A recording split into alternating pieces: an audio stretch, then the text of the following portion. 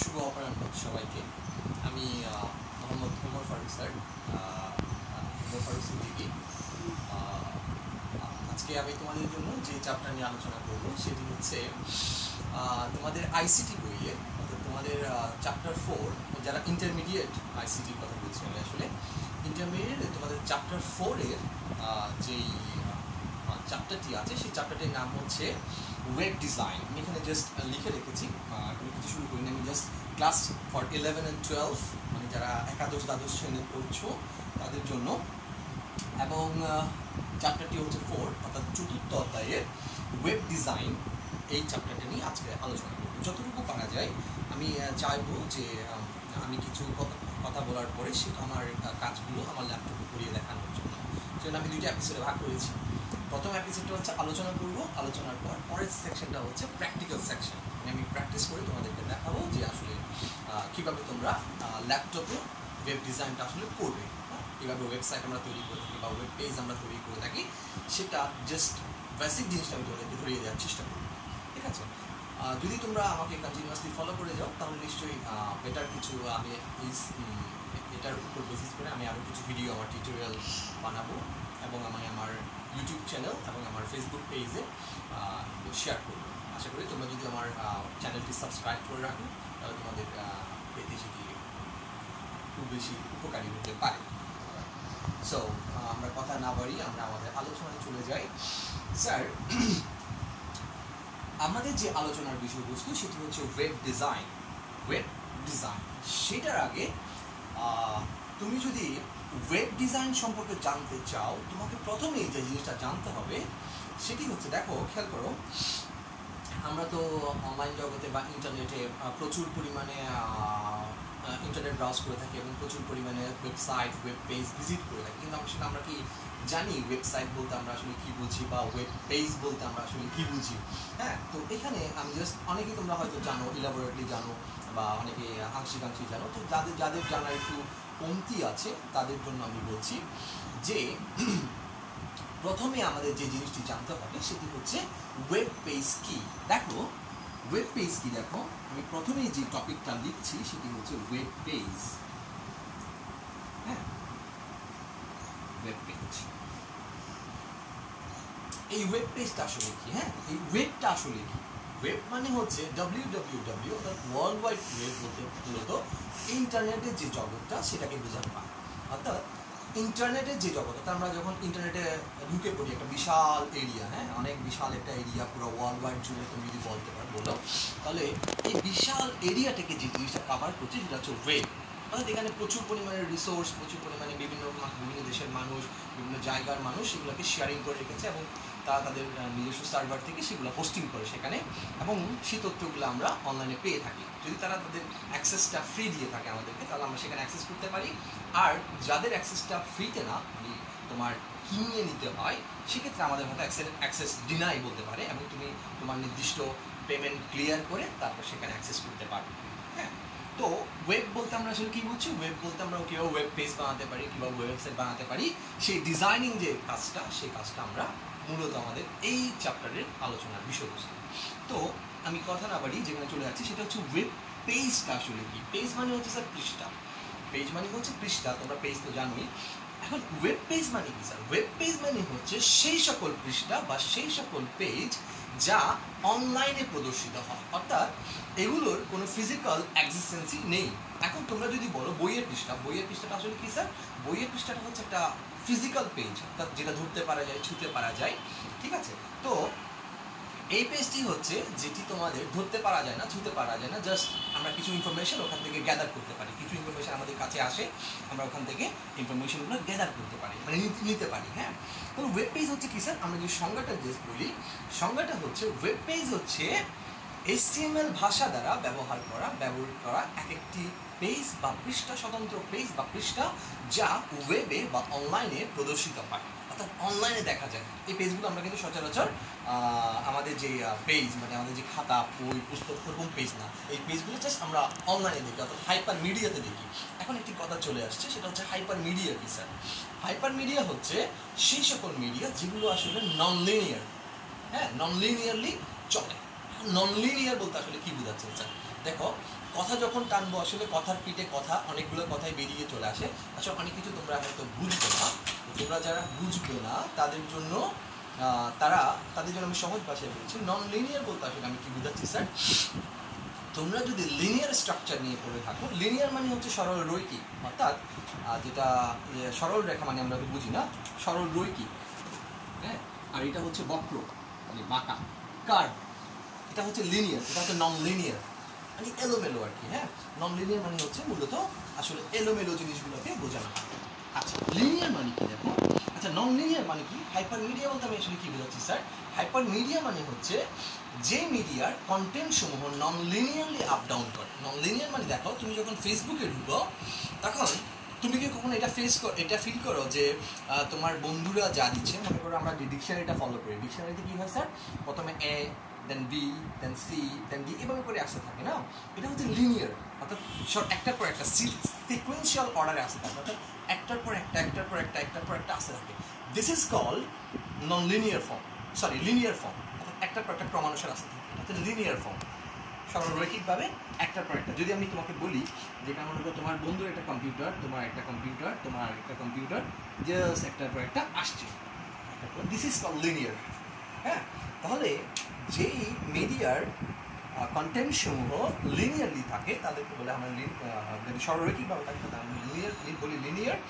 আর যাদের কন্টেন্ট সমূহ এলোমেলো বিক্ষিপ্তভাবে আসে, অর্থাৎ কোনটা আসবে অর্থাৎ র্যান্ডম জেনারেট হয়, র্যান্ডমলি আসে, সেটাকে আমরা বলি নন লিনিয়ার। ওকে, সো যদি একটা ছোট্ট উদাহরণ দিই তোমরা নিশ্চয়ই বুঝে যাবে। মনে করো আমার নাম ফেসবুকে, আমার নাম হচ্ছে ওমর ফারুক সিদ্দিকী, মানে ও দিয়ে শুরু হয় আমার নামটা। ধর তোমার আরেকজন বন্ধু আছে যার নাম অন্য একটা শব্দ দিয়ে শুরু হয়, যার অক্ষরটা আমার আগে থাকতে পারে, আমার পরে থাকতে পারে। এমন কি কখনো হয় যে মানে ওমরের লেখাটা এক জায়গায় আসবে, ওমরের আগে কি আছে? ও এফ, ও পি, পি দিয়ে যাদের নাম তাদেরটা ওমরের পরে আসবে, এমন কি কখনো হয়? হয় না, হয় না, ঠিক আছে। তার মানে হচ্ছে এখানে যে ডেটাগুলো আসে সেগুলো র্যান্ডম জেনারেট হয়। র্যান্ডম মানে হচ্ছে একটা কোনটা আসবে, কার পরে কে আসবে কেউ জানে, কেউ গ্যাস করতে পারে না যে কার পরে কোন ডেটাটা আসবে। তাহলে এই ধরনের ফরম্যাটটাকে আমরা বলছি non linear format, non linear. তাহলে ওয়েব অর্থাৎ ফেসবুক বলো, টুইটার বলো, তুমি যে কোনো সাইট বলো, তুমি সবসময় নন লিনিয়ার অর্থাৎ হাইপার মিডিয়া ফলো করে করা হয়। হাইপার মিডিয়া হচ্ছে নন লিনিয়ার মিডিয়া, ঠিক আছে। আর মাল্টিমিডিয়া বলতে আমরা যেটা বুঝি, যেমন আমরা যদি স্লাইড দিয়ে ক্লাস নেই, মনে করো তোমাদের মাল্টিমিডিয়া যে ক্লাসগুলো নেওয়া হয় ক্লাসে, সেগুলো একটার পর একটা স্লাইড আপ ডাউন করতে থাকে, অর্থাৎ এটার পরে এটার একটা সিকোয়েন্সিয়াল অর্ডারে আসে। This is called multimedia. অর্থাৎ মাল্টিমিডিয়া হচ্ছে তোমার লিনিয়ার ফর্ম, আর হাইপার মিডিয়া অর্থাৎ হাইপার মিডিয়া হচ্ছে আসলে তোমার মূলত মাল্টিমিডিয়াকে একত্রিত করে আরও কিছু আপগ্রেড ভার্সন, যেটা অনলাইন বেস ভার্সন, সেগুলোকে আমরা বলছি নন লিনিয়ার, হ্যাঁ। এখানে মনে করো তোমার অনেকগুলো ভিডিও, কোন ভিডিওর পর কোন ভিডিও আসবে আসলে সিকোয়েন্সটা মেনটেন করা হয় না। যেমন ইউটিউবে যদি তুমি ঢুকো তাহলে কোন নাটকের পর কোন নাটক আসবে আসলে কোনো কোনো সিকোয়েন্সিয়াল অর্ডার মেনটেন করে না, সেটা হচ্ছে নন লিনিয়ার ফরম্যাট। আশা করি লিনিয়ার এবং নন লিনিয়ারের মধ্যে তোমরা ব্যাপারটা বুঝতে পেরেছ, ঠিক আছে। তাহলে এখানে আরেকটি ব্যাপার আছে, সেটি হচ্ছে কি স্যার? সেটি হচ্ছে ওয়েব পেজ কি? তাহলে আমরা কি বললাম? ওয়েব পেজ হচ্ছে মোদ্দা কথায়, ওয়েব পেজ হচ্ছে যেই পেজে আমরা কিছু সংখ্যক কন্টেন্ট দেখতে পাই, কিছু সংখ্যক জিনিস দেখতে পাই, অর্থাৎ অনলাইন বেস পেজে, যেটা কোনো ফিজিক্যালি, যেটাকে ছুতে পারা যায় না, ধরতে পারা যায় না, অর্থাৎ ফিজিক্যালি এটার কোনো এক্সিস্টেন্সই নাই, এই ধরনের পেজকে আমরা বলবো ওয়েব পেজ, হ্যাঁ। যেমন তুমি যদি ফেসবুকের কথা চিন্তা করো, ফেসবুকে যদি আমরা বলি, ধরো আমি তোমার জন্য একটা ফেসবুকের একটা ইন্টারফেস বলি এটাকে, ফেসবুক ইন্টারফেস আমি যদি এঁকে থাকি তোমার জন্য, তাহলে তোমরা দেখবা ফেসবুকে প্রথমেই যে ঘরটা আছে সেটা হচ্ছে হোম। তোমাদের যাদের ফেসবুক আছে তোমরা নিশ্চয়ই জানো যে প্রথমে ঘরটা হচ্ছে হোম, এরপরে যে ঘরটা আছে সেটা হচ্ছে প্রোফাইল, হ্যাঁ। প্রথমে পরের ঘরটা হচ্ছে প্রোফাইল, এরপরে হয়তো আরও থাকতে পারে মেসেজেস বা মেসেঞ্জার, এরপর থাকতে পারে চ্যাটস, এরপর আরও অনেক থাকতে পারে ফ্রেন্ডস, আরও অনেক কিছু থাকতে পারে না। তাহলে একটু খেয়াল করো, জাস্ট এখানে যে ব্যাপারটি হয়, দেখো এখানে হোম এটি আসলে কি স্যার? এখানে হোম এটি হচ্ছে একটা ওয়েব পেজ, কি বললাম? এখানে হোম এটি হচ্ছে একটি ওয়েব পেজ, হ্যাঁ। আবার এখানে প্রোফাইল, এটাও একটা ইন্ডিভিজুয়ালি অর্থাৎ স্বতন্ত্রভাবে এটা একটা ওয়েব পেজ। তাহলে আমরা দেখো এখানে কিছু আমরা কন্টেন্ট দেখতে পাই। যখন আমি হোমে থাকি তখন আমি দেখতে পাই যে আমার কোন বন্ধু কি করছে, কোন বন্ধু কার ছবিতে লাইক দিয়েছে, কোন বন্ধু কোথায় কমেন্ট করছে, কোন বন্ধু কি আপলোড করলো, সব দেখতে পাই। ঠিক আছে, এটা হচ্ছে হোমের কাজ, অর্থাৎ হোম কিছু ইনফরমেশন আমার জন্য ক্যারি করে নিয়ে আসে। এরপর প্রোফাইলে যখন আমি যাই তখন আমি দেখতে পাই যে আমি অতীতে কী করেছিলাম, প্রেজেন্টে কী করছি, অর্থাৎ আমার যাবতীয় তথ্য এই প্রোফাইলে থাকে। আর মেসেজে যখন আমি দেখতে পাই যে আমাকে কারা কারা টেক্সট করেছে, মেসেজ করেছে, ইনবক্স করেছে। আর চ্যাটে যখন আমি যাই তার আমি দেখতে পাই যে আমার কোন কোন ফ্রেন্ড এই মুহূর্তে অনলাইনে আছে। অর্থাৎ এখানে প্রত্যেকটা পেজই কিন্তু ইন্ডিভিজুয়ালি কিছু তথ্য শো করছে। ঠিক আছে, কিছু তথ্য শো করছে, অর্থাৎ এই প্রত্যেকটি ইন্ডিভিজুয়ালি হচ্ছে এক একটা পেজ, এক একটা ওয়েব পেজ। অর্থাৎ এই পেজগুলো আমরা অনলাইনে দেখতে পাই, অফলাইনে এগুলোর কোনো কি নেই, মানে কি বলে, মানে এগুলোর কোনো ফিজিক্যাল এক্সিস্টিং নেই, ফিজিক্যালি দেখতে পারা যায় না, ছুঁতে পারা যায় না। ঠিক আছে, তাহলে এইগুলো হচ্ছে আমাদের প্রত্যেকটা এক একটা পেজ। এবং হোম একটা পেজ, প্রোফাইল একটা পেজ, মেসেজ একটা পেজ, এবং চ্যাট এটা একটা পেজ। তাহলে এগুলো প্রত্যেকটা ইন্ডিভিজুয়ালি হচ্ছে এক একটা ওয়েব পেজ, স্বতন্ত্র। আমি একটু আগে বলেছিলাম যে পেজ বা পৃষ্ঠা HTML, এখানে একটা কথা চলে আসছে, point to be noted, HTML ভাষা দ্বারা তৈরি করা হয়। হোয়াট ইজ HTML আমরা একটু পরেই আসছি, এই টপিকটাতে আমরা একটু পরেই আসছি। হোয়াট ইজ HTML আমরা একটু পরে আসছি। তাহলে আমরা নিশ্চয়ই এতক্ষণে ওয়েব পেজের সংজ্ঞাটা বুঝে গেছি। এখন আমরা এরপরে যে সংজ্ঞাটি আমরা পড়ব সেটি হচ্ছে ওয়েবসাইট। What is website? আমরা কিন্তু বলে থাকি, হরহামেশা বলে থাকি যে this is for website, this is my website and go through this. আমরা অনেক সময় বলে থাকি, বা আমরা যারা বিভিন্ন রকম ইউটিউব চ্যানেলে দেখি তখন ওরা বলে থাকে যে you can follow me on my web page, you can follow me on my Twitter. আমরা অনেক কিছু বলে থাকি। তাহলে ওয়েবসাইটটা আসলে কি স্যার? ওয়েবসাইট হচ্ছে অসংখ্য ওয়েব পেজ। যখন তুমি একটা জিনিস খেয়াল করো, সেটা হচ্ছে কি, আমি যখন প্রোফাইল থেকে চাই, প্রোফাইল থেকে যখন আমি হোমে যেতে চাই, হোম থেকে যদি আমি প্রোফাইলে যেতে চাই আমি যেতে পারি। হ্যাঁ, আবার আমি প্রোফাইল থেকে যদি আমার চ্যাটে যেতে চাই আমি যেতে পারি। আবার আমার চ্যাট থেকে আমি যদি মেসেজে আসতে চাই আমি আসতে পারি। আবার আমি হোম থেকে যদি আমার চ্যাটে যেতে চাই আমি যেতে পারি। আবার আমি চ্যাট থেকে যদি আমার প্রোফাইলে আসতে চাই আমি আসতে পারি।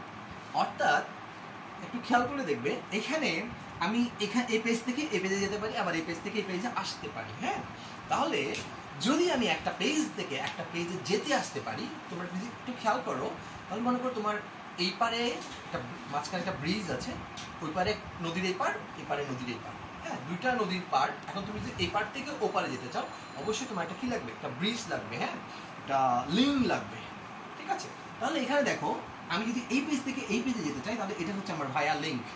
ঠিক আছে, এখানে লিঙ্কের কথাটা চলে আসছে, একটু পরে আমি সেটা বলবো। তাহলে দেখো, যদি তোমার একটা পেজ থেকে আরেকটা পেজে যাওয়া যায় তার মানে হচ্ছে এই দুটো পেজ বা এই পেজগুলো পরস্পরের সাথে ইন্টারনালি কানেক্টেড। দ্যাট মিনস পরস্পর সংযুক্ত, পরস্পর কানেক্টেড। তাহলে এরকম অনেকগুলো পরস্পর সংযুক্ত, এক জায়গা থেকে অন্য জায়গায় যাওয়া যায়, এক জায়গা থেকে অন্য জায়গায় আসা যায়, এরকম অসংখ্য পেজের সমষ্টিকে আমরা বলছি ওয়েবসাইট। ওয়েবসাইট, ওকে? একটু খেয়াল করো তাহলে তোমাকে যদি এখন বলা হয় তাহলে ফেসবুক এটা কি ওয়েব পেজ নাকি ওয়েবসাইট? ফেসবুক একটি ওয়েবসাইট, সামাজিক যোগাযোগের মাধ্যম বা সামাজিক যোগাযোগের ওয়েবসাইট। কেন? কারণ এখানে অসংখ্য পেজ আছে এবং পেজগুলো পরস্পরের সাথে ইন্টারনালি কানেক্টেড। দেখো, তুমি হোম থেকে চ্যাটে যেতে পারছো, চ্যাট থেকে হোমে আসতে পারছো। তার মানে হচ্ছে ফেসবুক একটা ওয়েবসাইট, একটা ওয়েবসাইট। ওকে, তাহলে ওয়েব পেজ আর ওয়েবসাইটের মধ্যে পার্থক্যটা আমরা নিশ্চয়ই বুঝে গেছি। তাহলে ওয়েবসাইট কিছু নয়, ওয়েবসাইট হচ্ছে পরস্পর সম্পর্কযুক্ত একাধিক ওয়েব পেজের সমষ্টিকে আমরা বলছি ওয়েবসাইট। ক্লিয়ার?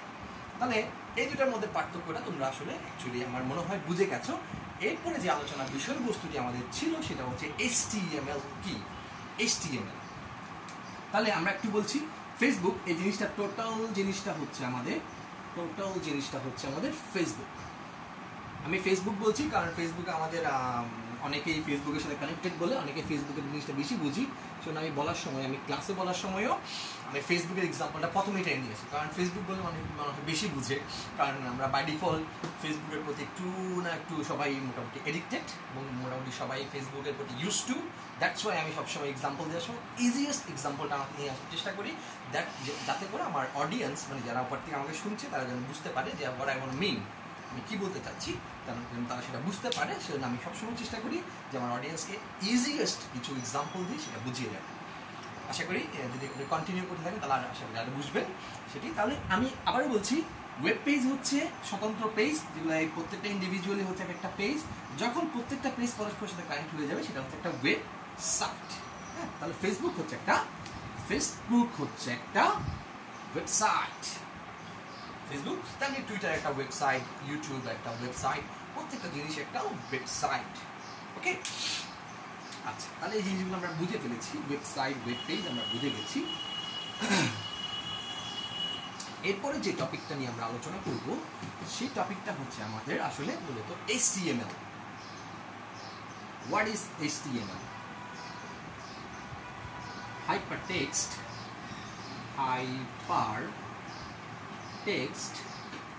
Markup Language।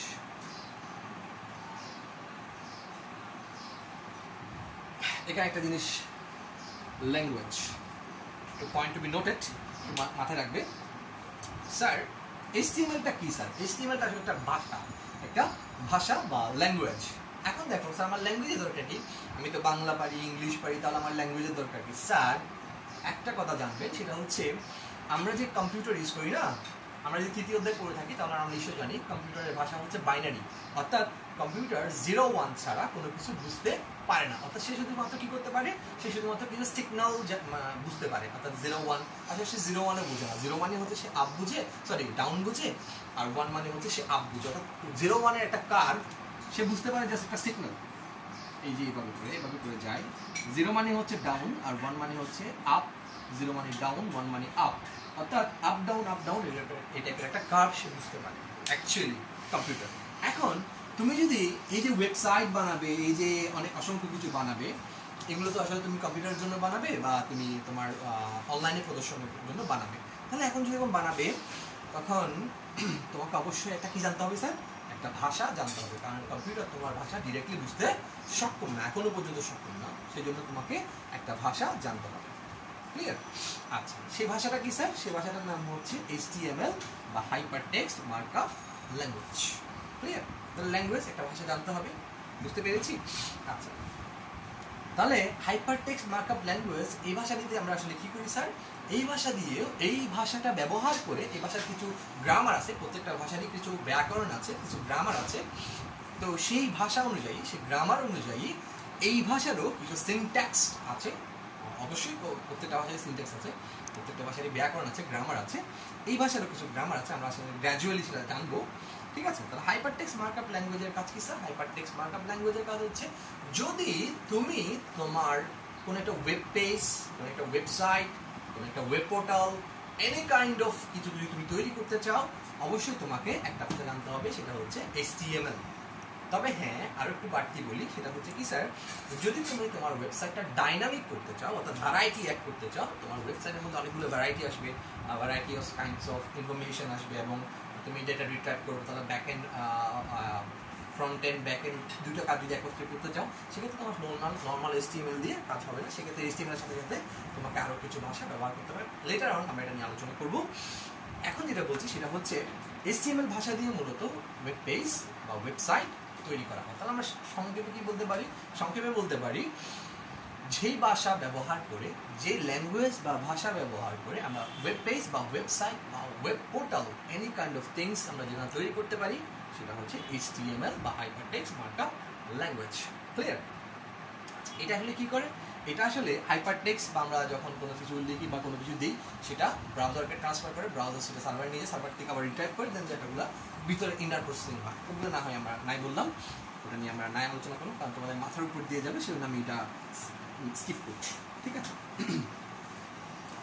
এরপরে আমরা যে জিনিসটা জানবো সেটি হচ্ছে আমরা তো HTML জানলাম, এরপরে যে জিনিসটা জানবো আমরা ওয়েবসাইট কাকে বলে জানলাম। আমরা এখন যেটা জানবো সেটা হচ্ছে types of website or web page. Types of অর্থাৎ প্রকারভেদ, ওয়েবসাইট বা ওয়েব পেজের প্রকারভেদ আমরা এখন জানবো। টাইপস অফ ওয়েবসাইট, আমরা WS লিখেছি, WS মানে হচ্ছে ওয়েবসাইট বোঝাচ্ছি, অর ওয়েব পেজ, WP মানে হচ্ছে আমি ওয়েব পেজ বোঝাচ্ছি, আমি ইনশর্ট ইউজ করছি টাইম যাতে আমাদের। টাইপস অফ WS আর WP, WS মানে আবার বলছি ওয়েবসাইট, আর WP মানে হচ্ছে ওয়েব পেজ। ক্লিয়ার? আচ্ছা, এরপরে আমরা যেটা দেখবো সেটা হচ্ছে কি, এটি কয় প্রকার স্যার? এটি বেসিক্যালি দুই প্রকার। ওয়েবসাইট বা ওয়েব পেজ বেসিক্যালি দুই প্রকার। কত প্রকার বলেছি স্যার? দুই প্রকার। দুই প্রকারগুলো আমরা একটু জানার চেষ্টা করব। একটা হচ্ছে static web page or website, আরেকটা হচ্ছে dynamic web page or website. Okay sir, প্রশ্ন চলে আসে static and dynamic, what is this? Okay, এখন একটু কেমন জানি না, স্ট্যাটিক আসলে শব্দটা আসছে কোথা থেকে স্যার? স্ট্যাচু থেকে। স্ট্যাটিক, স্ট্যাচু মানে কি স্থির, তোমরা যারা দেখবা স্ট্যাচু অফ লিবার্টি স্থির হয়ে দাঁড়িয়ে থাকে না, তাহলে স্ট্যাচু থেকে স্ট্যাটিক শব্দটি আসছে। আচ্ছা, স্ট্যাটিক মানে হচ্ছে যে ওয়েবসাইটের ওয়েব কন্টেন্ট সমূহ অপরিবর্তনশীল, অর্থাৎ পরিবর্তন করা যায় না, অর্থাৎ স্থির থাকে এবং ফিক্সড কিছু কন্টেন্ট থাকে, সেগুলোকে আমরা বলি স্ট্যাটিক ওয়েবসাইট। ঠিক আছে? অর্থাৎ যেগুলোতে কন্টেন্টের ভ্যারাইটি, অনেক বেশি ভ্যারাইটি আসে না। যেমন তোমরা যারা স্কুল কলেজের যে ওয়েবসাইটগুলো আমরা ইউজ করে থাকি বেসিক্যালি, ওগুলো কিছু নর্মাল ওয়েবসাইট, যেমন ওগুলোর তথ্য অত বেশি পরিবর্তন করতে হয় না। যেভাবে করে ফেসবুক চেঞ্জ হয়, যেভাবে করে ইউটিউবে চেঞ্জ আসে বা টুইটারে যে চেঞ্জগুলো আসে, ওরকম লটস অফ ভ্যারাইটি কিন্তু আসে না। মানে একটা ধাঁচের চেঞ্জগুলো সবসময় একটা ধাঁচেরই হয়। হ্যাঁ, স্ট্রাকচারটা ফিক্সড, জাস্ট কিছু ডেটা আপডেট হয়, চেঞ্জ হয়। আর তাহলে স্ট্যাটিক ওয়েবসাইটটা কি? স্ট্যাটিক ওয়েবসাইট হচ্ছে যে ওয়েবসাইটের স্ট্রাকচারটা বা কন্টেন্টগুলো আগে থেকে নির্ধারিত থাকে, যে আমার কী কী থাকবে, নতুন কোনো কিছু অ্যাড করা যাবে না। নতুন কোনো কিছু বলছি নতুন কোনো ফিচার অ্যাড করা যাবে না। তুমি মনে করো তোমার এক জায়গায় ছবি দিতে হবে, ওই ছবিটা তুমি সরিয়ে আরেকটা ছবি দিতে, এটা করতে পারো, কিন্তু তুমি বাড়তি কোনো ফিচার যেটা আগে থেকে ছিল না, ওরকম নতুন কোনো ফিচার এটার মধ্যে আপডেট করে আনতে পারবে না স্ট্যাটিক ওয়েবসাইটে। বাট ডাইনামিক ওয়েবসাইটে তুমি সেই বৈশিষ্ট্যটা করতে পারবে। যেমন ধরো তুমি যদি ফেসবুকের কথা বলো, আমরা যখন প্রথম দিকে ফেসবুক ইউজ করা শুরু করি, তখন কিন্তু এখন যে ফেসবুকে রিয়াকশন দেওয়ার যে ব্যাপারটি চলে আসছে, এই রিয়াকশনের যে ব্যাপারটা, সেই রিয়াকশনটা কিন্তু ছিল না। মানে হাসির ইমো, অ্যাংরি ইমো বা লাভ ইমো, এই টাইপসের ইমোগুলো ছিল না। প্লাস তুমি যখন কাউকে কংগ্রেচুলেশন দেখো, কংগ্রেচুলেশন টাইপস করার সাথে সাথে এন্টার যখন তুমি প্রেস করো, তবে সাথে সাথে কংগ্রেচুলেশন লেখাটা কী হয়ে যায়? বোল্ড হয়ে যায়, এবং একটা বুমেরাং জাস্ট একটা ইফেক্ট দেয়। এই যে তোমার শুভকামনা লিখলে পরে একটা ইফেক্ট দেয়। তো এই যে চেঞ্জগুলো, এই চেঞ্জগুলো কিন্তু ফেসবুক আগে ছিল না, এগুলো নতুন করে ফেসবুক অ্যাড করেছে। That means Facebook is a dynamic website. ফেসবুকের কন্টেন্টগুলো প্রতিনিয়ত পরিবর্তনশীল।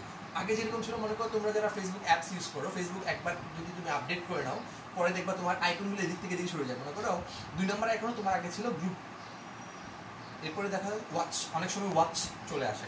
অনেক সময় তোমরা যারা ফেসবুক অ্যাপস ইউজ করো তাদের ক্ষেত্রে বলছি, তুমি যখন ইউজ করো দেখবে যে কন্টেন্টগুলো এদিক থেকে এদিকে সরে যায় না, অর্থাৎ this is called dynamic website. অর্থাৎ যে ওয়েবসাইটের ওয়েব কন্টেন্টগুলো আগে থেকে ফিক্স নয়, প্রতিনিয়ত পরিবর্তনশীল, অর্থাৎ প্রতিনিয়ত পরিবর্তন হয়, সেগুলোকে আমরা বলছি ডাইনামিক ওয়েবসাইট। আর স্ট্যাটিক ওয়েবসাইট হচ্ছে যে সকল ওয়েবসাইটের ওয়েব কন্টেন্টগুলো আগে থেকে ফিক্সড করা থাকে, সেগুলো হচ্ছে স্ট্যাটিক ওয়েবসাইট, অর্থাৎ স্থির ওয়েবসাইট। আর এটা হচ্ছে চলমান বা গতিশীল তথ্যের website.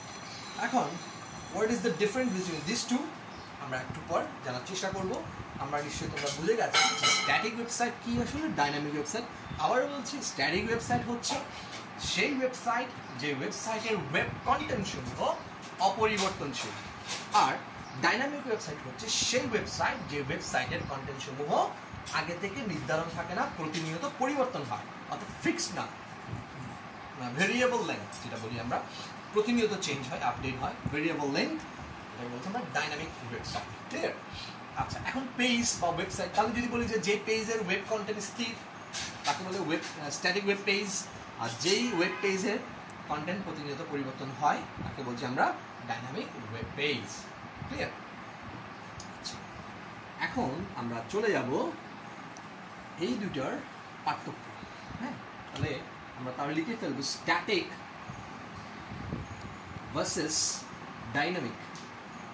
What is static and what is dynamic, দুটার মধ্যে পার্থক্যটা আসলে কোথায়? তোমরা যারা জাস্ট আচ্ছা টান দিয়ে দিলাম, টান দিয়ে দিলে তোমাদের বুঝতে সুবিধা হয়, দ্যাটস ওয়াই টান দিয়ে দিলাম। স্ট্যাটিক ভার্সেস মানে হচ্ছে দুটার মধ্যে পার্থক্য বোঝাচ্ছি। হ্যাঁ, স্ট্যাটিক ভার্সেস ডাইনামিক, তোমরা যারা খেলা দেখো তার বিষয়ে বোঝাচ্ছি। বার্সেলোনা ভার্সেস রিয়াল মাদ্রিদ, বা তোমরা যারা Pakistan versus India, Australia versus Bangladesh, মানে বাংলাদেশের সাথে বাংলাদেশ বনাম ওর খেলা, মানে একটা অপোজিট বোঝাচ্ছে। এই দুটার মধ্যে পার্থক্য বোঝানোর জন্য আসলে ভার্সেস কথাটা আমি এখানে ব্যবহার করেছি। আচ্ছা, সেটা হচ্ছে প্রথমে যেই এটা চলে আসবে সেটা হচ্ছে স্ট্যাটিক ওয়েবসাইট। আবার বলছি, স্ট্যাটিক ওয়েবসাইট আগে থেকে নির্ধারিত, অর্থাৎ প্রিডিফাইন থাকে, অর্থাৎ পূর্ব থেকে নির্ধারণ করা থাকে। আর এটা প্রিডিফাইন নয়, এটা কি হবে? নয়। আমি জাস্ট ইন শর্ট লিখছি, অর্থাৎ এটার কন্টেন্টগুলো। আচ্ছা, এখন একটা কথা চলে আসে, সেগুলো হচ্ছে স্যার ওয়েব কন্টেন্ট বলতে আপনি আসলে কি বুঝাচ্ছেন? ওয়েব কন্টেন্ট মানে হচ্ছে একটা ওয়েব পেজের মধ্যে যা থাকতে পারে। মনে করো তুমি যখন তোমার ফেসবুক পেজে লগ ইন করো, তোমার ফেসবুক পেজে অনেকগুলো কন্টেন্ট চলে আসে। তোমার ফেসবুক পেজের মধ্যে তোমার বন্ধুরা কী করছে, ছবি দিয়েছে কে, গান করছে কে, ভিডিও দিয়েছে কে, পাশে কোনো যদি অ্যাড থাকে অ্যাডটাও চলে আসে। তাহলে একটা পেজের মধ্যে তুমি যা জিনিস দেখবে সবগুলোই হচ্ছে তোমার ওই পেজের কন্টেন্ট, উপাদান বা এলিমেন্টস। হ্যাঁ, তাহলে কোনো একটা পেজের ওয়েব কন্টেন্ট মানে আমরা কি বুঝছি? অর্থাৎ ওয়েবসাইটে যা থাকে, ছবি থাকতে পারে, ভিডিও থাকতে পারে, গান থাকতে পারে, টেক্সট থাকতে পারে লেখা, তারপর তোমার মিমস থাকতে পারে, অনেক কিছুই থাকতে পারে। যত ভ্যারাইটি থাকে ওই সবগুলো জিনিসকে বা এলিমেন্টকে আমরা বলছি ওই পেজের কন্টেন্ট বা ওয়েবসাইটের কন্টেন্ট। ঠিক আছে? ক্লিয়ার? আচ্ছা, তাহলে একটা জিনিস আমি বললাম, সেটা হচ্ছে একটা হচ্ছে প্রিডিফাইন, অর্থাৎ পূর্ব থেকে নির্দিষ্ট করা থাকে যে আমার কোন জায়গায় কি জিনিসটা থাকবে। এটা কিন্তু চেঞ্জ হয় না। স্ট্যাটিকের ক্ষেত্রে এটা চেঞ্জ হয় না, বাট ডাইনামিকের ক্ষেত্রে চেঞ্জ হয়ে যায়। একটু আগে বললাম তোমাদের কোনো সময় দেখবা 2 নম্বর অপশনে প্রথমটা হোম ঠিক থাকে। ফেসবুকের ক্ষেত্রে হোমটা ঠিক থাকে আপডেট করার পর, পরে যেটা থাকে অনেক সময় ওয়াচ থাকে, অনেক সময় ভিডিওস থাকে, অনেক সময় গ্রুপস চলে আসতে পারে, যে জিনিসগুলো আপডেট হয়, মানে এদিক সেদিক নড়াচড়া করে। যেগুলো নড়াচড়া করে সেগুলো হচ্ছে ডাইনামিক, অর্থাৎ এগুলো হচ্ছে প্রিডিফাইন নয়, যে কোনো জায়গায় যে কোনো সময় বুঝে যেতে পারে। 1 নম্বর প্রিডিফাইন, নট প্রিডিফাইন, যেটা আমরা বলি। এরপরে হচ্ছে এখানে হচ্ছে স্ট্যাটিক ওয়েবসাইটে হচ্ছে যেহেতু এখানে হচ্ছে তথ্যের পরিমাণ কম,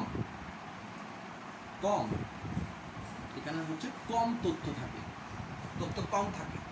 হ্যাঁ, যেহেতু স্ট্যাটিক, এখানে অল্প কিছু ডেটা নিয়ে আমরা স্ট্যাটিক ওয়েবসাইটগুলো তৈরি হয়। বেসিক্যালি স্কুলের ওয়েবসাইট বা কলেজের ওয়েবসাইট বা ইউনিভার্সিটি লেভেলে যে ওয়েবসাইটগুলো তৈরি করে জাস্ট ফর স্টুডেন্টদের সাথে একটু কানেক্ট থাকার জন্য আসলে করা হয়, তাদের রেজাল্ট জানানোর জন্য বা তাদের কোনো নোটিশ দেওয়ার জন্য আসলে ব্যবহার করে। মানে এগুলোর ভ্যারাইটি দিয়ে ইউজ করতে হয়, যেভাবে আমরা চিত্ত বিনোদনের জন্য যেভাবে ফেসবুক ইউজ করে থাকি ওরকম কিন্তু এগুলো আসলে ব্যবহার করা হয় না। ইউজার ইন্টারাকশনটা অত বেশি হয় না, যেখানে ডাইনামিক ওয়েবসাইটগুলোতে ইউজার ইন্টারাকশন অনেক বেশি হয়ে থাকে। এখানে হচ্ছে তথ্য বেশি থাকে। আমরা আগেই বলেছি যেখানে তথ্যের পরিমাণ, যেখানে তথ্যগুলো প্রতিনিয়ত চেঞ্জ হবে সেখানে তথ্যের পরিমাণ বেশি থাকবে না। তোমরা যারা অনলাইনে ফর্ম ফিল আপ করো, হ্যাঁ অনলাইনে ফর্ম ফিল আপ করো, তাহলে অনলাইনে যে ফর্ম ফিল আপগুলো তোমরা করো এগুলো কিন্তু অনেকটা ডাইনামিক ওয়েবসাইট, কারণ এগুলো তোমার তথ্যগুলো একটা জায়গায় চলে যায়, ওইখান থেকে আবার ব্যাকএন্ডে আসে। ঠিক আছে, এগুলো হচ্ছে তোমার এখানে ফ্রন্ট এন্ড ব্যাক এন্ডের দুটোই কাজই হয়। তাহলে এই ধরনের ওয়েবসাইটটা হচ্ছে অবশ্যই ডাইনামিক ওয়েবসাইট। অবশ্যই স্ট্যাটিক ওয়েবসাইট দিয়েও সেগুলো কাজগুলো করা যায়, এগুলো খুব নর্মাল ক্ষেত্রে হয়ে যায়, করা যায়। আচ্ছা, তাহলে কি বললাম? একটা তো হচ্ছে তথ্য কম থাকে, আর একটা তো হচ্ছে তথ্য বেশি থাকে। 2 নম্বর পার্থক্য। 3 নম্বর যে পার্থক্যটা হচ্ছে, সেই পার্থক্যটা হচ্ছে যেহেতু তথ্যের পরিমাণ কম, তাই এটাতে লোড হতে সময় কম লাগে, লোডিং টাইম কম লাগে, আর এখানে হচ্ছে লোডিং টাইম বেশি লাগে। এখন খেয়াল করো, তুমি যদি বলো তুমি মনে করো তোমার ফেসবুকে একসাথে 50টা ছবি আপলোড করবে, হ্যাঁ, আবার তুমি তোমার ফেসবুকে একটা ছবি আপলোড করো। এখন তুমি ডিসাইড করো যে কোনটাতে তোমার টাইমটা বেশি লাগবে, 50টা আপলোড করতে বেশি লাগবে নাকি একটা আপলোড করতে বেশি লাগবে। অবশ্যই তুমি বলবে যে এখানে 50টা ছবি আপলোড করতে তোমার অবশ্যই টাইমটা বেশি লাগবে। তাহলে আমরা একটু আগেই বলেছি ডাইনামিক ওয়েবসাইটে তথ্যের পরিমাণ বেশি, যদি তথ্যের পরিমাণ বেশি হয় তাহলে টাইম তো অবশ্যই বেশি লাগবে স্যার। আর স্ট্যাটিক আমরা বলেছি তথ্যের পরিমাণ কম, যদি তথ্যের পরিমাণ কম হয় তাহলে অবশ্যই লোডিং টাইমও কি হবে, কম লাগবে। কথাটা কি বুঝতে পেরেছি? তাহলে তোমরাই বুঝতে পারছো যেহেতু ডেটার পরিমাণ বেশি, কন্টেন্টের পরিমাণ বেশি, সেজন্য এক্সিকিউশন টাইম বেশি। আর যদি এক্সিকিউশন টাইম বেশি হয় তাহলে অবশ্যই সেটা স্পিডটা কি হবে, স্পিডটা কম হবে, তাহলে লোডিংটা বেড়ে যাবে। তাহলে এখানে লোডিং টাইমটা কম, দ্যাট মিনস স্পিড বেশি। লোডিং টাইম কম, স্পিড বেশি, লোডিং টাইম বেশি, স্পিড কম, একটা ব্যস্তানুপাতিক। স্পিড এবং লোডিং টাইম একে অপরের ব্যস্তানুপাতিক, ঠিক আছে? ওকে, ফাইন। এরপরে আমরা যেই জিনিসটা পড়বো সেটা হচ্ছে, এটা হচ্ছে প্রতিনিয়ত পরিবর্তনশীল নয়, অর্থাৎ এটা হচ্ছে অপরিবর্তনশীল। অপরিবর্তনশীল। আর এটি হচ্ছে পরিবর্তনশীল। পরিবর্তনশীল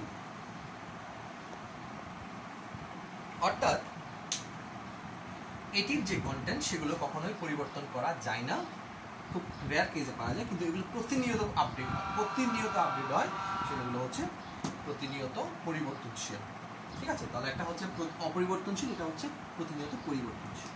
এখানে আরেকটা কথা আছে, এই ধরনের স্ট্যাটিক ওয়েবসাইটগুলো সাধারণত HTML ভাষা দ্বারা তৈরি করা হয়।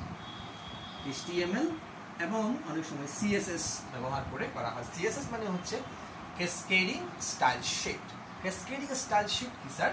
ক্যাসকেডিং স্টাইল শিট হচ্ছে তুমি যদি একটা ওয়েবসাইটের ডিজাইন করো তাহলে তোমার কালার থেকে শুরু করে তোমার তুমি পেজটা কীভাবে করে তৈরি করবে, তখন অনেক সময় পেজটাকে ভাঙতে হতে পারে, বিভিন্ন পোর্শনে ভাগ করতে হতে পারে, তোমার ডিভের কাজ আছে, অনেক কিছু কাজ ইউজ করতে হয়, তখন বা কোনো একটা স্ক্রিপ্ট অ্যাড করতে পারো, কালার, বিশেষ করে কালার এবং তোমার ডিজাইনের করার জন্য CSSটা ব্যবহার করা হয়। তাহলে স্ট্যাটিক ওয়েবসাইটগুলো সাধারণত HTML এবং CSS ব্যবহার করে তৈরি করা হয়। যেখানে তোমার ডাইনামিক ওয়েবসাইটগুলো, যেহেতু আমরা বলছি এখানে লট অফ ভ্যারাইটি ডেটা থাকে, এখানে অনেক ভ্যারাইটিপূর্ণ ডেটা থাকে, সেজন্য শুধুমাত্র HTML দ্বারা এটা তৈরি করা যাবে না। তো এটা কীভাবে তৈরি করবো স্যার? এটা তৈরি করতে আমাদের আরও কিছু ভাষা জানতে হবে। প্রথমত HTML তো লাগবেই, পাশাপাশি PHP, তারপর তোমার CSS, ASP.NET, তারপর আছে তোমার জাভা ভার্ডিন, আমি লিখছি না এখানে, তারপর তোমার জাভা ভার্ডিন আছে, তারপর তোমার পাইথনে জ্যাঙ্গো আছে, জ্যাঙ্গো দিয়ে তুমি ওয়েবসাইট তৈরি করতে পারো, বা ফ্ল্যাশ আছে, পাইথন ফ্ল্যাশ দিয়েও তুমি তৈরি করতে পারো ওয়েবসাইট। তারপর তোমার তৈরি করতে পারো তুমি আর কি আছে, ASP.NET, PHP, হ্যাঁ বলে ফেলেছি, সবগুলো ম্যাক্সিমাম বলে ফেলেছি। এরপর আরও অনেক কিছুই আছে যেগুলো বর্তমানে আর বেশি ইউজ হয় না। JavaScript, one of the most important এবং মোস্ট ওয়ার্ল্ড ওয়াইড ইউজ হয় জাভাস্ক্রিপ্ট, ঠিক আছে? এগুলো ব্যবহার করে তোমার ডাইনামিক ওয়েবসাইটগুলো মূলত তৈরি করা হয়, ঠিক আছে? জাভাস্ক্রিপ্ট মূলত ইউজ করা হয় লজিকের কাজগুলো করানোর জন্য, যেটা আমরা PHP দিয়ে করতে পারি, তো জাভাস্ক্রিপ্ট দিয়ে অনেকটা সুন্দর এবং অনেকটা এফিসিয়েন্টলি করা যায়। সেক্ষেত্রে তোমার অনেক জাভাস্ক্রিপ্টের অনেক ফ্রেমওয়ার্ক আছে, যেমন Node.js আছে, Angular.js আছে, এগুলো তোমরা করতে পারো চাইলে, যদি তোমরা প্রোগ্রামিং দিকে ইন্টারেস্টেড হয়ে থাকো, ঠিক আছে? এরপরে যে জিনিসটা আসবে আমাদের সেটা হচ্ছে ডেটাবেস। এখানে কোনো, যেহেতু স্ট্যাটিক ওয়েবসাইটে তথ্যের পরিমাণ কম, সেহেতু এখানে কোনো এক্সট্রা ডেটাবেস ব্যবহার করতে হয় না। অর্থাৎ ডেটাবেস, অর্থাৎ ডিবি মানে হচ্ছে, আমি এখানে ডেটাবেস বুঝাচ্ছি, ডেটাবেস লাগে না। আর এখানে হচ্ছে অবশ্যই লাগে, ঠিক আছে? এখানে স্পেস কম, সেজন্য আমি একটা পুজো হয়ে লিখতে হচ্ছে আমাকে। যাই হোক, তা কী বললাম, তাহলে ডেটাবেস যেখানে ডেটা লাগে না, আর এখানে হচ্ছে ডেটাবেস অবশ্যই লাগে। এটা আসলে কি বোঝাচ্ছে স্যার, ডেটাবেস কেন লাগবে স্যার? ডেটাবেস কি স্যার? ডেটাবেস মানে হচ্ছে ডেটার আধার, অর্থাৎ আমার ডেটাকে যখন কোনো একটা জায়গায় স্টোর করতে হবে অর্থাৎ রাখতে হবে, সেক্ষেত্রে আমরা কি করব, ডেটাবেস ব্যবহার করবো। অর্থাৎ দেখো, ধরো তোমরা যারা স্কুলে পড়ে আসছো, স্কুলে কি করে স্যার, প্রথম সাময়িক পরীক্ষা হয়, দ্বিতীয় সাময়িক পরীক্ষা হয়, তৃতীয় সাময়িক বার্ষিক পরীক্ষা হয়। 3টা বার্ষিক পরীক্ষা হওয়ার পর ফাইনাল পরীক্ষায় তোমাদেরকে একটা গ্রেড নির্ধারণ করা হয়, এবং তোমাদের একটা গ্রেড নির্ধারণ হয়, সে অনুযায়ী তোমাদের র্যাঙ্ক হয়, অর্থাৎ কে ফার্স্ট হলো, কে সেকেন্ড হলো, কে থার্ড হলো, 3টা মিলিয়ে কিন্তু র্যাঙ্কটা। একটু খেয়াল করো, যদি তোমার ডেটাগুলো টিচাররা বা স্কুল কর্তৃপক্ষ বা কলেজ কর্তৃপক্ষ তাদের ওয়েবসাইটে বা তাদের ফাইলে স্টোর করে না রাখে, তাহলে তোমার কি র্যাঙ্কটা দিতে পারত? র্যাঙ্কটা অবশ্যই দেওয়া যেত না। দ্যাট মিনস ওনারা, টিচাররা বা অফিস অথরিটি যেই হোক, তোমাদের ডেটাগুলোকে কি করে রেখেছে, স্টোর করে রেখেছিল, এবং সেই ডেটাগুলোকে আমরা ফিউচারে ইউজ করে অর্থাৎ ভবিষ্যতে ব্যবহার করে সেখান থেকে আমরা কি করতে পারি, একটা কোনো ধারণা পেতে পারি, কোনো একটা কিছু গ্যাস করতে পারি, বা কোনো একটা সিদ্ধান্তে উপনীত হতে পারি যে এই কাজটা এই জন্য হয়েছে। ঠিক আছে, তোমরা যারা রিসার্চাররা বেশি করে ইউজ করে, তারা কি করে, তারা কয়েকটা পেপার গবেষণাপত্র দেখে যে এখান থেকে কি আসলে এখানে কি ল্যাকিংসটা ছিল, ওই ল্যাকিংসটা ধরে সে ফাইন্ড আউট করার চেষ্টা করে, না এখান থেকে মনে হয় আমি কিছু একটা বেনিফিট করতে পারি। ঠিক আছে, ডেটাবেসটা কি স্যার? ডেটাবেসটা হচ্ছে তুমি যখন কোনো একটা ডেটাকে স্টোর করতে চাইবে, কোনো একটা জায়গায় রেখে দিতে চাইবে ফর ফিউচার ইউজ, ভবিষ্যতে ব্যবহার করার জন্য তুমি যদি রেখে দিতে চাও, তাহলে অবশ্যই তোমাকে সেজন্য ডেটাবেস ব্যবহার করতে হবে। এখন খেয়াল করো, যেহেতু আমার স্ট্যাটিক ওয়েবসাইটে তথ্যের পরিমাণ কম, তাই এখানে আমার কোনো এক্সট্রা ডেটাবেসের দরকার হয় না। আর যেহেতু আমার ডাইনামিক ওয়েবসাইটে তথ্যের পরিমাণ বেশি, অর্থাৎ লট অফ ভ্যারাইটি ডেটা, এগুলো তুমি কোথায় রাখবে? যেমন ধরো, ফেসবুকে আমরা যেই কাজটি করি না কেন, এগুলো সব ডেটা কিন্তু ফেসবুকের অথরিটির কাছে আছে। তুমি কখন কাকে লাইক দিয়েছো, কখন কাকে লাভ ইমো দিয়েছো, কখন কার কমেন্টে কমেন্ট করেছো, কখন তাকে অ্যাবিউজ করার চেষ্টা করেছো, কখন তাকে হ্যারাসমেন্ট করার চেষ্টা করেছো, সব কিছু কিন্তু ফেসবুক অথরিটির কাছে আছে, এবং তারা যাচাই করতে পারে। এবং তুমি যদি ভায়োলেন্স ক্রিয়েট করার চেষ্টা করো, ফেসবুক কিন্তু তোমাকে প্রথমে সতর্ক করবে, তোমার ইনবক্সে মেসেজ পাঠায়, আর তুমি যদি সেটা কন্টিনিউ করতে থাকো, দেন তোমার অ্যাকাউন্টটা ডিসেবল করে দেওয়া হয়। অনেকেই বলে স্যার আমার অ্যাকাউন্টটা ডিসেবল হয়ে গেছে, অ্যাকাউন্টে ঢুকতে পারছি না, বা অ্যাকাউন্টে লগ ইন করতে পারছি না। আসলে তোমার প্রত্যেকটা অ্যাক্টিভিটি কিন্তু ফেসবুক অথরিটি কী করে, ওয়াচ করে, হ্যাঁ, দেখ, অবজার্ভ করে। অবজার্ভ করার পরে তারা যদি মনে করে যে তাদের যেই লিগাল যেই ইয়েটা ছিল, এটা কি বলে, সংবিধান, হ্যাঁ, এটা কি বলে, কনস্টিটিউশন, তুমি তাদের কনস্টিটিউশনের এগেইনস্টে কিছু করেছো বা বিপক্ষে গেছো, তখনই তারা তোমাকে ব্যান করে দেয়, ফেসবুক থেকে ব্যান করে দেয়। ঠিক আছে, তো সেই কাজগুলো করা যাবে না, আসলে ব্যান করা যাবে না। সেজন্য যেটাগুলোকে আমার ভবিষ্যতে ইউজ করতে হবে, সেজন্য আমরা কি করি, অ্যাক্সেস ডেটাবেস এখানে হচ্ছে লাগে না, আর এখানে হচ্ছে লাগে। এখান থেকে প্রশ্ন আসতে পারে, কিভাবে প্রশ্নগুলো আসে দেখো, যদি তোমাকে বলা হয় পরিবর্তনশীল তথ্যের ওয়েবসাইট বলতে কি বুঝো, তাহলে পরিবর্তনশীল তথ্যের ওয়েবসাইট কোনটা? অবশ্যই ডাইনামিকের কথা বলা হচ্ছে, আমরা বুঝে গেছি, you can use your brain. যদি বলে যে তথ্য পূর্ব থেকে নির্ধারিত থাকে, তাহলে হচ্ছে প্রিডিফাইন্ড, এখানে তথ্যগুলো আগে থেকে নির্ধারণ করে দেওয়া থাকে যে আমার কোন তথ্যগুলো থাকবে, এখানে কিন্তু সেটা নির্ধারণ করা থাকে না। যদি বলে যে তথ্যের পরিমাণ কম এমন তথ্যের ওয়েবসাইট, তাহলে স্ট্যাটিক, আর যদি বেশি বলে তাহলে হচ্ছে ডাইনামিক। তোমরা যদি বলো যে ব্রাউজারে লোড হতে সময় বেশি নেয়, তাহলে ব্রাউজারের সময় লোড হতে সময় বেশি নেয় কে, ডাইনামিক ওয়েবসাইট, এটা তোমরা প্রশ্নে পেতে পারো। তারপর যদি বলে যে এক্সট্রা ডেটাবেস ব্যবহার করতে হয় না এমন তথ্যের ওয়েবসাইট, তাহলে এক্সট্রা ডেটাবেস ব্যবহার করতে হয় না কোথায় স্যার? এক্সট্রা ডেটাবেস ব্যবহার করতে হয় না স্ট্যাটিক ওয়েবসাইটে, এটাও একটা পার্থক্য। যদি বলে যে অনেকগুলো, শুধুমাত্র HTML না, অনেকগুলো ভাষা ব্যবহার করেই এমন একটা ওয়েবসাইট তৈরি করা হচ্ছে যেখানে অনেকগুলো ভাষা ব্যবহার করা হয়, তাহলে অনেকগুলো ভাষা কোথায় ব্যবহার করা হয়? আমরা নর্মালি জেনে গেছি এখানে যে HTML, PHP, CSS, ASP.NET এবং জাভাস্ক্রিপ্ট ব্যবহার করে ডাইনামিক ওয়েবসাইটগুলো তৈরি করা হয়। তাহলে প্রশ্ন যেভাবে আসুক না কেন, প্রশ্ন যদি মঙ্গল গ্রহ থেকেও আসে, আমরা নিশ্চয়ই পারবো, এবং আমরা পারবো, আশা করি এই টপিকটা আমরা বুঝতে পেরেছি। ঠিক আছে, তা এখন আমরা যে কাজটা করবো সেটা হচ্ছে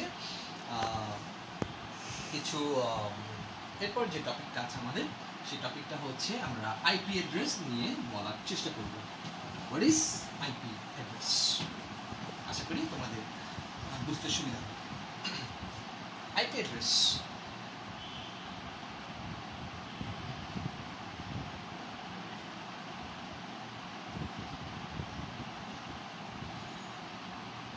what is IP? IP means internet protocol. Internet protocol. IP means internet protocol address. What is this? What is internet protocol address? একটু খেয়াল করো, খুব মজার একটা টপিক এবং খুব চ্যালেঞ্জিং একটা টপিক। নেটওয়ার্কিং সাইডে যাদের ইচ্ছে আছে, যারা তোমরা যারা নেটওয়ার্কিং সাইডে কাজ করবে তাদের জন্য এটা ম্যান্ডেটরি, হ্যাঁ, জানাটা ম্যান্ডেটরি। এবং নট অনলি দিস, তোমাদের আরও অনেক কিছু জানতে হবে, যেমন সাবনেট মার্কসিং কী জিনিস, সাবনেট মার্কসিং কীভাবে করতে হয়, তারপর তোমার রিয়েল আইপি কী, তারপর তোমার ডেডিকেটেড আইপি অ্যাড্রেস কী, তারপর তোমার এগুলো নিয়ে আরও অনেক পড়াশোনা আছে, তোমাদের মাথাটা হ্যাং করতে যাচ্ছে না আপাতত। তো সেটা যেটা বললাম সেটা হচ্ছে আইপি অ্যাড্রেস মানে কি স্যার? আইপি অ্যাড্রেস মানে হচ্ছে internet protocol address. What is internet protocol address? You have to understand that what is protocol. Internet আমরা সত্যি জানি what is protocol. The terms is very important. What is protocol? Protocol means norms.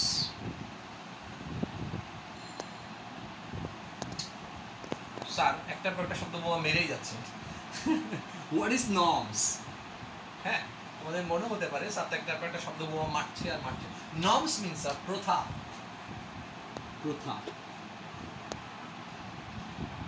ঠিক আছে sir? What is প্রথা? কেন এখানে প্রথা আসছে? আসলে প্রথা না, নর্মস মানে হচ্ছে কিছু terms and condition, rules and রেগুলেশনের কথা বলা হচ্ছে। অর্থাৎ তুমি যদি ইন্টারনেট ব্যবহার করতে চাও, তোমাকে অবশ্যই কিছু terms and condition, rules and regulation maintain করতে হবে। যেমন ধরো, তুমি যখন কোনো একটা স্কুলে ভর্তি হও, কলেজে ভর্তি হও বা ইউনিভার্সিটিতে ভর্তি হও, তখন তোমাকে অবশ্যই তাদের টার্মস অ্যান্ড কন্ডিশনগুলো মেনেই ভর্তি হতে হয়। হ্যাঁ, তুমি যদি তোমার স্কোর এত করতে না পারো, তোমাকে এই গ্রেডটা দেওয়া হবে এবং এই গ্রেডটার জন্য আমরা পরবর্তী সেমিস্টারে অ্যালাউ করবো না। অনেক ইউনিভার্সিটি বলে এভাবে। হ্যাঁ, অনেক স্কুল বলে যে আমাদের পাস মার্ক হচ্ছে 50 যদি তুমি না পাও তাহলে ইউ গোনা বি ফেল। হ্যাঁ, তাহলে এটা বলতে পারে। তাহলে এটা হচ্ছে তাদের নিয়ম কানুন। ঠিক তেমনি তুমি যদি ইন্টারনেট ব্যবহার করতে চাও, তোমাকে অবশ্যই কিছু প্রোটোকল মেনটেন করতে হবে। যেমন ধরো, আমরা যখন বলি, যখন আমাদের প্রধানমন্ত্রী, যে কোনো দেশের প্রধানমন্ত্রী যখন বের হয়, তার সাথে কিছু প্রোটোকল নিয়ে যায়। আমরা প্রোটোকল নিয়ে যাচ্ছি।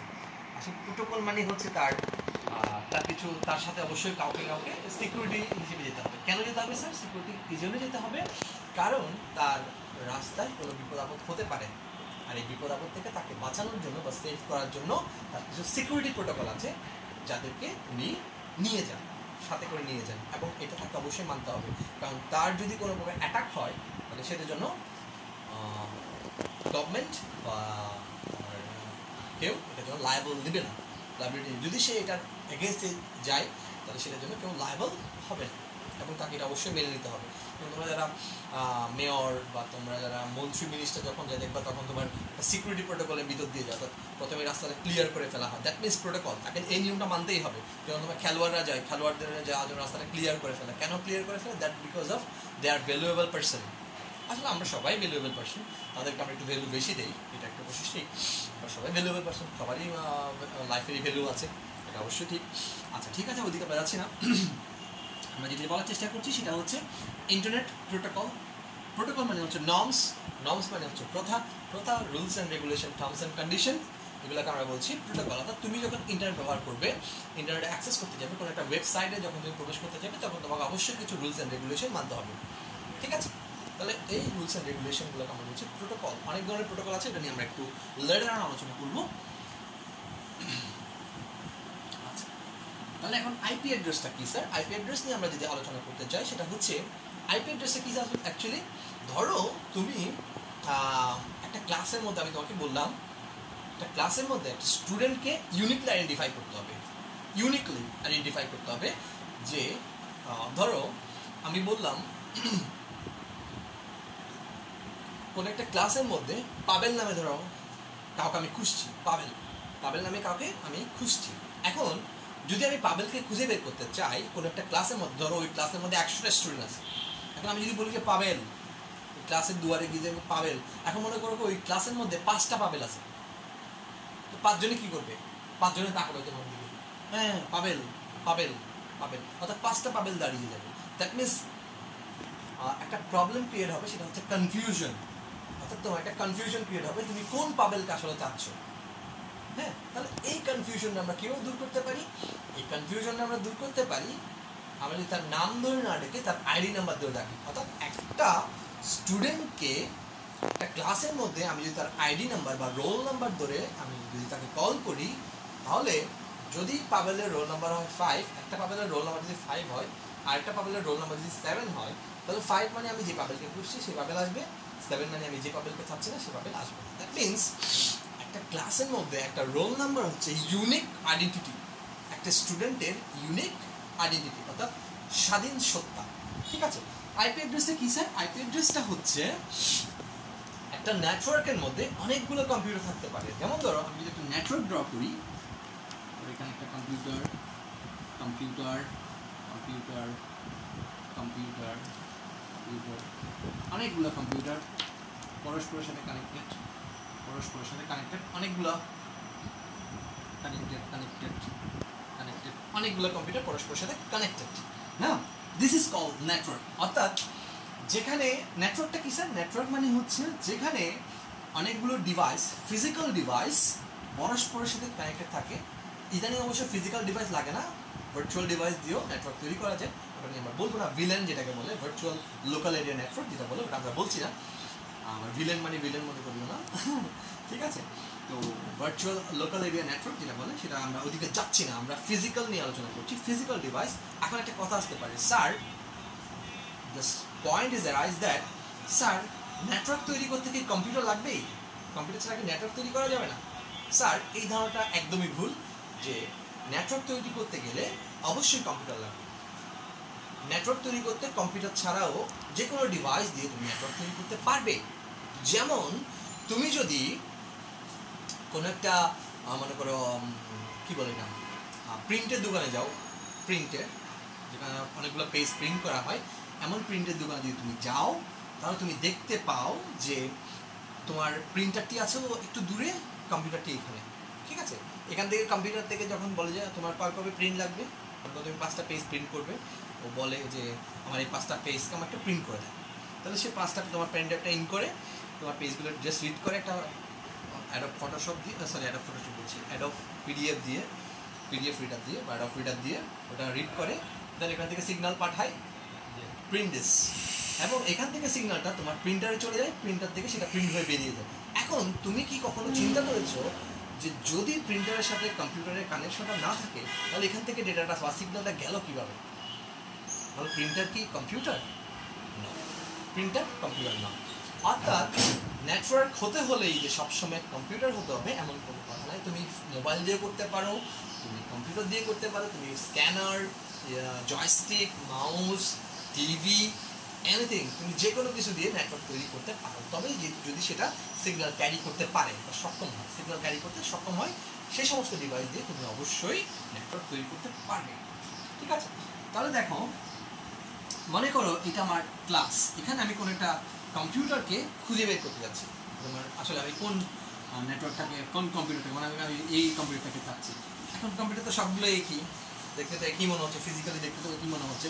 এখন আমি এটাকে কীভাবে খুঁজে বের করবো? মনে করো আমার এই নেটওয়ার্কে এই কম্পিউটার কোনো একটা ঝামেলা করছি, এখন আমি কীভাবে ফাইন্ড আউট করবো আসলে নেটওয়ার্কের মধ্যে, একটা নেটওয়ার্কের মধ্যে কম্পিউটার কোনটা ডিস্টার্ব করছে বা কোনটা কী হয়েছে, এই সমস্যাটা আমি কীভাবে উত্তরণ করতে পারি? এই সমস্যাটা উত্তরণ করার জন্য আমরা আসলে কী করি স্যার? এই সমস্যাটা উত্তরণের জন্য আমরা আইপি অ্যাড্রেস ব্যবহার করি। ঠিক তেমনি মনে করো তুমি একটা ক্লাসের মধ্যে একটা স্টুডেন্টকে যেভাবে খুঁজে বের করবে যে কোন স্টুডেন্টকে তুমি চাচ্ছ, ঠিক তেমনি তুমি যে একটা নেটওয়ার্কের মধ্যে কোনো একটা সিস্টেমকে খুঁজে বের করতে চাও বা কোনো একটা সিস্টেমের বাগ যদি তুমি খুঁজে বের করতে চাও, বা অ্যারর, বাগ মানে হচ্ছে অ্যারর, যদি খুঁজে বের করতে চাও, সেক্ষেত্রে তোমরা যে অ্যাড্রেসটা ব্যবহার হবে সেটা হচ্ছে আইপি অ্যাড্রেস বা ইন্টারনেট প্রোটোকল অ্যাড্রেস। আশা করি তোমরা বুঝে গেছো যে ইন্টারনেট প্রোটোকল অ্যাড্রেসটা কি। ইন্টারনেট প্রোটোকল অ্যাড্রেস হচ্ছে কোনো নেটওয়ার্কের আওতাধীন কোনো কম্পিউটার বা সিস্টেমকে ইউনিকলি আইডেন্টিফাই বা অদ্বিতীয়ভাবে শনাক্ত করতে চাও, সেক্ষেত্রে তোমরা যে অ্যাড্রেস বা যে প্রোটোকল ব্যবহার করবে সেটা হচ্ছে আইপি অ্যাড্রেস বা ইন্টারনেট প্রোটোকল অ্যাড্রেস। আশা করি বুঝে গেছো আমি কি বলতে চাচ্ছি। আইপি অ্যাড্রেস নিয়ে আরও অনেক পড়াশোনা আছে, সেটা আমরা লেটার অন করবো। আইপি অ্যাড্রেস নিয়ে যেহেতু আজকে বলা শুরু করে দিয়েছে, তাহলে আইপি অ্যাড্রেস আজকে শেষ করে দিই। এই আইপি অ্যাড্রেসের মনে করে একটা আইপি অ্যাড্রেস কীভাবে আমরা লিখতে পারি। ফর এক্সাম্পল আমরা একটা আইপি অ্যাড্রেস লিখলাম, ধরো 192.168, সাপোজ আমি মন করে লিখছি 0503। This is an IP address. এটা একটা আইপি অ্যাড্রেস। তোমরা যারা কম্পিউটার ব্যবহার করো নিশ্চয়ই জানো যে আইপি অ্যাড্রেস কি। তোমরা যারা ওয়াইফাই লাইন ইউজ করো তারা নিশ্চয়ই জানো আইপি অ্যাড্রেস কি। বা তোমাদের যাদের মোবাইল আছে, যখন তোমরা নেটের মধ্যে কানেক্ট করবে মোবাইলটাকে, তখন তোমরা তোমাদের সেটিংস অপশনে গিয়ে আইপি অ্যাড্রেস বা ম্যাক অ্যাড্রেস নামে যে অপশনটা থাকে সেখানে গেলে অবশ্যই তোমরা আইপি অ্যাড্রেস তোমাদের ফোনের বা তোমাদের সিস্টেমে যে আইপি অ্যাড্রেস সেটা অবশ্যই পেয়ে যাবে। আচ্ছা, IP address look like this. এটার মধ্যে দেখতে একটা 192.168.0509.03 স্যার। এখন what is this sir? What is this? This actually এখানে দুটো অংশ স্যার। কয়টা অংশ? দুটো অংশের মধ্যে একটা অংশ হচ্ছে, আসলে এটা চারটা অংশ। এই চারটা অংশকে আবার বেসিক্যালি দুটো অংশে ভাগ করা হয়েছে। এখান থেকে এই পর্যন্ত অংশটাকে আমরা বলছি এনআইডি। এনআইডি মানে হচ্ছে নেটওয়ার্ক আইডি। আর এখান থেকে এই যে অংশটা আছে এটাকে বলি আমরা HID. What is NID and what is HID? NID মানে হচ্ছে নেটওয়ার্ক আইডি, অর্থাৎ তোমার সিস্টেমটি কোন নেটওয়ার্কের আওতাধীনে আছে সেটা তোমাকে বোঝানোর জন্য যে নাম্বারগুলো ব্যবহার হয় বা যে কি বলে এগুলো, যে সংখ্যাগুলো ব্যবহার হয় বা যেই ইয়েটা ব্যবহার হয় তাকে বলছি আমরা নেটওয়ার্ক আইডি। অর্থাৎ নেটওয়ার্ক আইডি আমি কি বুঝবো? নেটওয়ার্ক আইডি দিয়ে বুঝবো আমার সিস্টেমটা কোন নেটওয়ার্কের আওতাধীনে আছে, সেটা আমি এনআইডি দিয়ে বুঝতে পারি, অর্থাৎ নেটওয়ার্ক আইডি দিয়ে বুঝতে পারি। আর হোস্ট আইডি মানে হচ্ছে ওই নেটওয়ার্কের কততম কম্পিউটার হচ্ছে আমার ডিভাইসটি, সেটি অ্যাকচুয়ালি বোঝে হোস্ট আইডি দিয়ে। ঠিক আছে, আমি কত নম্বর ইউজার, মনে করো আমার দুইটা ক্লাস আছে, একটা ক্লাস এ একটা ক্লাস বি। হ্যাঁ, একটা হচ্ছে মনে করো 10A, একটা হচ্ছে 10B। 10A তে আছে পাবেল, 10B তেও আছে পাবেল। ঠিক আছে, এখন আমি যে পাবেলকে খুঁজছি আগে আমাকে বুঝতে হবে সে কোন ক্লাসে আছে, সে কি 10A তে আছে নাকি 10B তে আছে। তাহলে আমাকে প্রথমে বুঝতে হবে যে সে কোন নেটওয়ার্কের আওতাধীন। You have to find out this, সে কি 10A তে আছে নাকি 10B তে আছে। দ্যাট মিনস তোমাকে আগে বের করতে হবে সে কোন নেটওয়ার্কে আছে। That means you have to find out. এখন ঠিক আছে, সে ধরো 10A তে আছে, 10A তে এর কত নম্বর রোল, তার রোল নাম্বার কত, দিস ইজ কল্ড এইচআইডি। আশা করি এই ব্যাপারটা তোমরা বুঝে গেছো যে what is network ID and what is host ID, and that's enough for today, and hope you guys enjoy this. And if you guys enjoy this and like this video and subscribe my YouTube channel. Tata, take care and bye bye. Stay tuned.